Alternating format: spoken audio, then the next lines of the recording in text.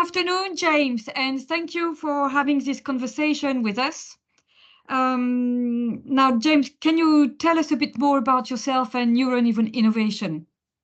Hi there. Yes, so thanks, Annalise. I'm James Dunthorne. I'm CEO of Neuron Innovations. So my background is in aeronautical engineering. We build technology that provides surveillance and tracking services to drone operators, airports, and other community users who need secure and trustable aviation data. I've been in the industry, I've been flying drones for about 11 years. Done some really cool projects that I'm not allowed to talk about, unfortunately. All the best projects you're never allowed to talk about, but yeah, that's probably me in a nutshell. All right, very good. Thank you so much for this this overview. And so, to be frank, you were on my top list of experts that I wanted to engage with when it comes to discussing security matters. One of the concerns that were raised by the public in general public surveys. So I think for today, if that's all right with you, we are going to talk about tracking technologies and how it helps enhancing security of use of drones, but also how, like in any technology, there may be some risks and how we are going to mitigate them. So maybe if that's all right with you, can you explain to us in simple terms, what do we mean by the tracking technologies?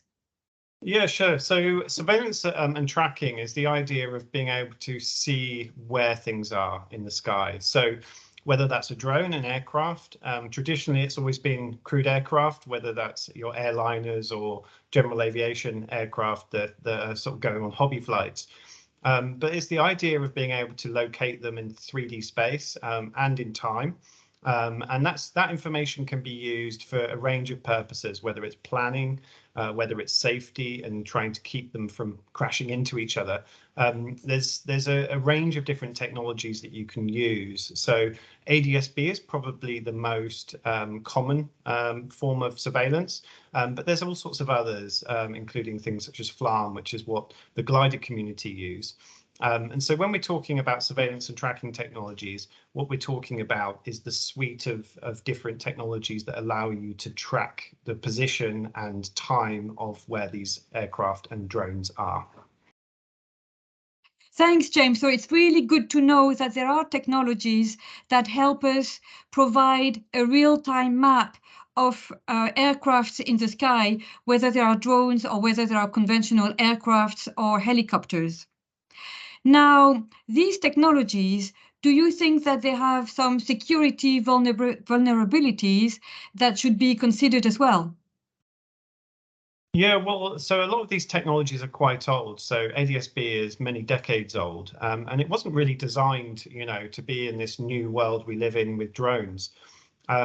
So one of the problems is because it's not an encrypted and protected technology, is that you can essentially fake signals, so pretending that there's aircraft in the sky when there aren't. And obviously, when you're using this information for navigation purposes, this could cause a problem because you could see something up ahead of you that isn't actually there, and this could be used by cyber criminals or attackers to do things if if there wasn't a solution to that. So that's probably one area that obviously needs to be addressed. The second area is who's actually sending this information. Obviously, if people are spoofing or faking data within this ecosystem, then where does that data actually come from in the first place? And how do we know which aircraft are which? We need to know, from a drone perspective, you've got people flying them from the ground. And so obviously we need to understand who the people are who are in charge of those vehicles. Otherwise, if they're doing something that they're not meant to be doing, that could cause a big problem. So these are probably the two areas where I would say, are the biggest areas from a security perspective.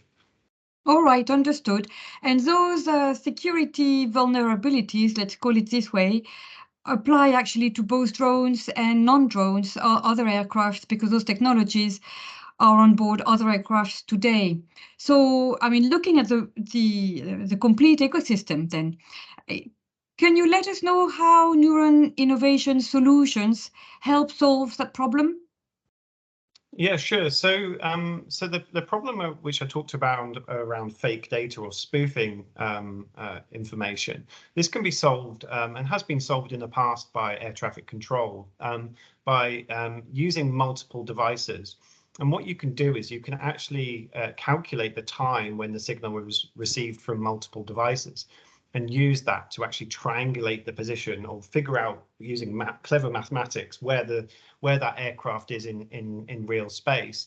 You can then check that against the reported position and see if they marry up with each other. If they don't, then there's a high probability that that aircraft isn't a real aircraft.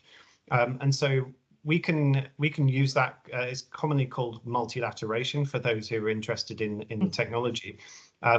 But that technique can be used essentially to remove that problem, or certainly reduce it to something that's almost inconceivable.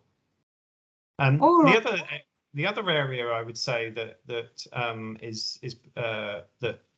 we can solve some of these problems is through authentication. So when you're accepting data into this ecosystem, you can sign those data packets essentially, which allow you to work out who was sending that information, who was requesting that information.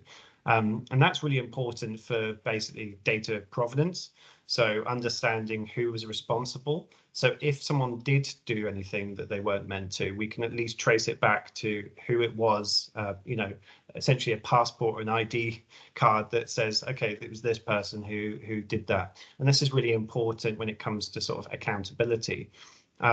And on the issue of knowing which drones are where, each of these devices that are put on the aircraft have to be associated with essentially like an electronic number plate, like you would have on a car, but there's a call sign which gets associated with the specific aircraft.